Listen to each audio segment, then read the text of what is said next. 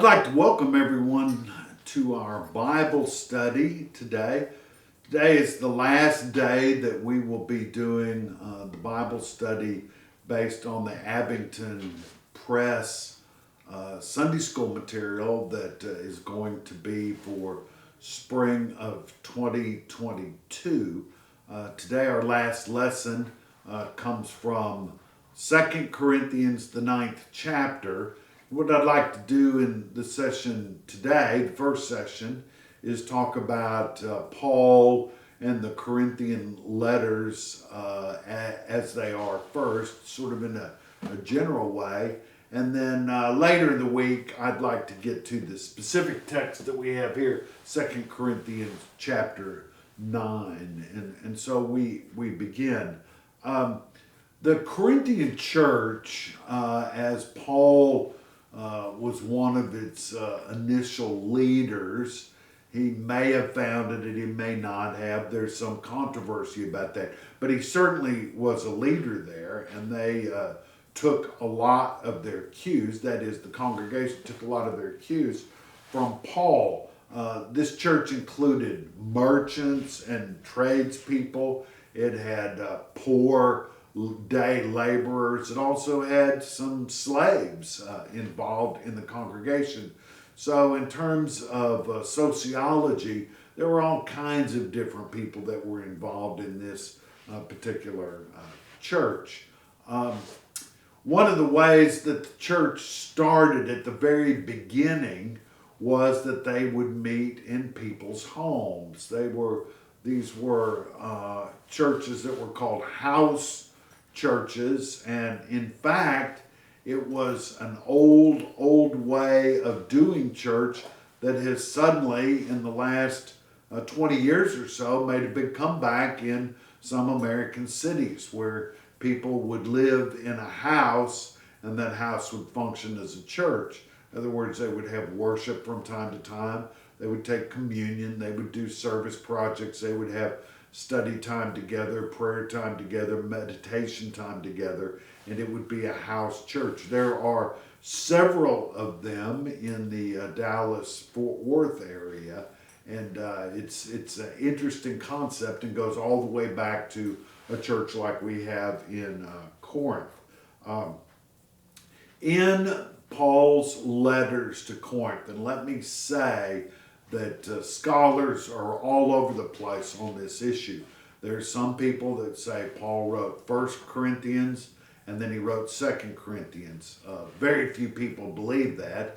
Most people believe that there were something like 4 to 7 or 8 individual letters that later were stitched together and collected under the rubric of 1 Corinthians or 2 Corinthians.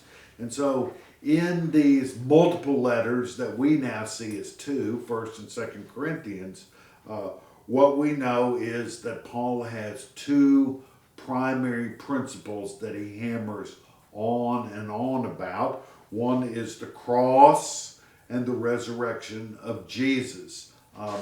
Paul gives a lot of practical advice in his epistles, but he always makes this practical advice stand on the foundation of good, solid theology. So before Paul tells somebody how to behave ethically, he always grounds that in a theology, and in this particular case, it's a theology of the cross and the resurrection of Jesus. The second thing that Paul really plays to as one of his primary principles is the love principle that should guide everything that Christians do and say and are. And so one of the things that Paul will say again and again in different ways is that this standard of Jesus and him crucified will always seem to be sort of ludicrous or ridiculous to the secular world, and when we measure what Jesus has done by human standards. By human standards, Jesus crucified and risen makes no sense to secular people. And so in a sense, One cannot be argued into Christianity. One can be invited, but the idea of arguing somebody into it, debating them into it, or coercing them into the Christian faith is something that is foreign to Paul's understanding of the faith, which is a gracious, merciful invitation into God's kingdom by someone like Paul or by other Christians. Another thing that Paul thinks is very, very important is that Christians, by their actions, reflect the relationship that they have with God in Jesus Christ. And so to be generous, to be merciful, to be forgiving, and on, those kind of traits that we call Christian traits, they're very important to help us understand what it is that we believe about God and how we enter into our relationship with God, which makes a big difference in our relationship with other people. 2 Corinthians, I want to say, focuses less on Christian doctrine and lifestyle. That is 2 Corinthians, which we will be dealing with later in the week, that specific chapter 9. But Paul, in most of his epistles, like Galatians, Romans, and so forth, talks about doctrine and lifestyle a lot more. But in 2 Corinthians, he talks about what are the qualifications that are required of a preacher or a congregational leader. In other words, if one is a preacher or if one is a congregational leader, what sorts of characteristics would this person need to demonstrate in order to become a leader or a preacher? And this has a lot to do with the relationship that Paul has with the church at Corinth. If you want to read about a text from Acts, it tells us about how Paul founded this particular congregation. Look at Acts 18, the first 11 verses of that particular chapter. One of the things about Corinth is it was a very cosmopolitan city.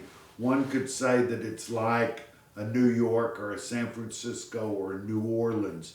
It was a seaport. There were people that were crossing from Europe to Asia. It was a big trading center. There was a lot of action there, much of it corrupt, and it was very strategic in terms of economics and the military. So there were soldiers all over the places. There were sailors. There were people that were traveling in economic caravans from one place to another. And the church was likely founded in either 50 or 51 of the Common Era. So it was one of the first places that was founded. Sometimes we see these references to Paul making references himself to other letters, and that's what led to the theory of multiple epistles that were sewn together later. And if you want to know where some of those are, you could look at 1 Corinthians 4:17 and 5:9, 2 Corinthians 2:3 and 4, and then 7 and 8. The first letter is probably lost to us, and 1 Corinthians is no doubt Paul's second letter, but is one that is of great significance. I would say that we need to know that one of the things that we can be proud about, at least from Paul's point of view, is that in the ancient world, sometimes people's advancement in society was dependent on their religious affiliation. And one of the things that Paul tries to do is talk about discipleship after the fashion of Jesus is diametrically opposed to social climbing. In other words, Christians are asked to be servants of all. And so it's like they are slaves to Jesus instead of rising higher and higher and higher in society. What they do is they humble themselves and become servants. And this idea of self-promotion is not one that is very Christ-like at all. And so the letters of 1st and 2nd Corinthians show probably more than any of Paul's other letters what it is like for people to live in a community and try to do it in a Christian type of way. It's those two letters together are long. There is a lot of material in there, and it talks about many specific instances or circumstances or situations in which people are trying to live out their Christian life. And so I would encourage you to, if you want to know what the early church was like, if you read these letters of Paul, these epistles that Paul has written, you will get a good picture of what the early church was like.